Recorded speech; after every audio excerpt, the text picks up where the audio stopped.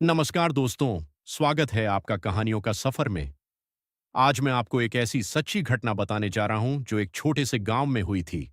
अगर आप अकेले बैठे हैं तो लाइट थोड़ी जला लीजिए, क्योंकि ये कहानी आपको हिला के रख देगी। चलिए शुरू करते हैं।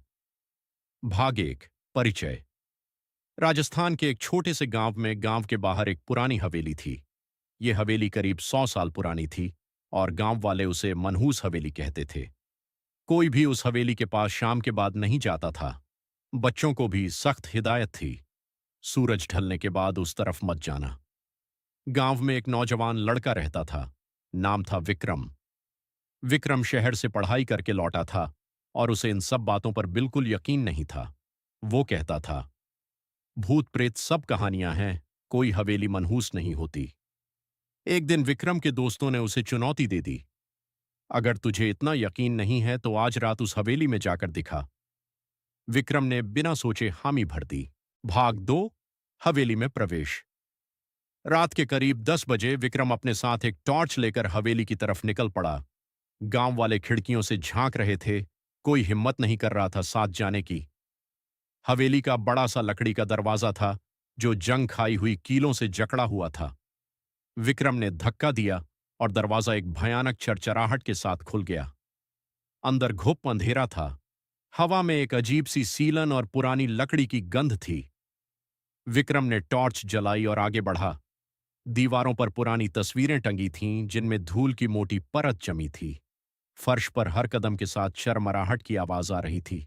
तभी अचानक विक्रम को लगा जैसे किसी ने उसका नाम पुकारा हो। विक्रम! वो रुक गया। दिल की धड़कन तेज हो गई। उसने पीछे मुड़कर देखा, कोई नहीं था। शायद हवा की आवाज होगी, उसने खुद को समझाया और आगे बढ़ गया। भाग 3, असली राज। विक्रम हवेली के सबसे अंदर वाले कमरे तक पहुंच गया। वहां एक पुराना टूटा हुआ आईना रखा था।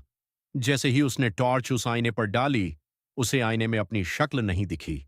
इसके बजाय आईने में एक औरत की परछाई दिखाई दी, सफेद कपड़ों में, बाल खुले हुए, चेहरा नीचे झुका हुआ।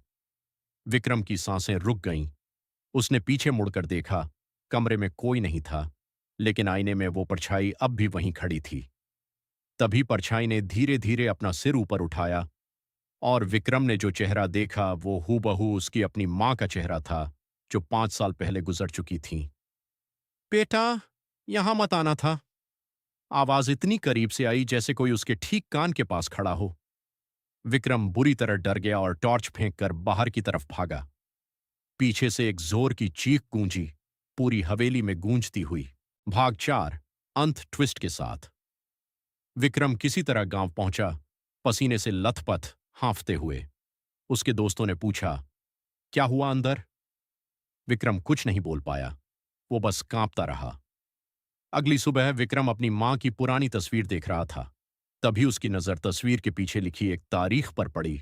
वो हवेली, जो 100 साल पुरानी थी, उसमें उसकी मां की शादी हुई थी। इस बात का किसी को पता ही नहीं था। मां ने ये राज हमेशा छुपा कर रखा था। आज भी गांव वाले कहते हैं, उस हवेली से आज भी रात को एक औरत की आवाज आती है, जो अपने बेटे को पुकारती है। अगर आप कभी उस गांव से गुजरें तो शाम ढलने के बाद उस हवेली की तरफ मत जाइएगा। तो दोस्तों, कैसी लगी आज की कहानी? कमेंट में जरूर बताइए। अगर आपके पास भी कोई सच्ची डरावनी कहानी है तो हमें जरूर भेजिए, शायद अगली कहानी आपकी हो।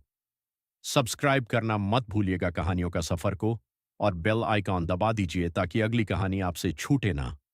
मिलते हैं अगली कहानी में। तब तक के लिए अपना ख्याल रखिए।